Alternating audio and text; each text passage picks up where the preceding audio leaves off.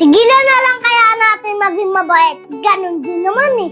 Gumawa ka ng mabuti, may masasabi sa'yo. Pag gumawa ka ng mali, yan ang inaantay nila. Kaya kung ako ikaw, huwag kang titigil gumawa ng kabutihan. At manatili kang maging mabuting tao. Huwag kang papaapekto sa sinasabi ng iba.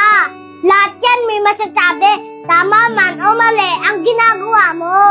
Ang importante, malinis ang konsyensya mo at alam mo na mabuti kang tao.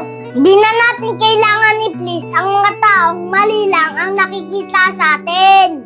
Hindi na natin kailangan nagpaliwanag sa mga taong bingi pagdating sa mga tama natin. Huwag mong baguhin yung sarili mo para lang ikatuwa ng iba. Mabuhay ka ng payapa at walang tinatapakan na tao. May pananalig sa Diyos at marunong rumispeto. Yun lang, Master. Sigurado ako na magiging payapa ang buhay mo.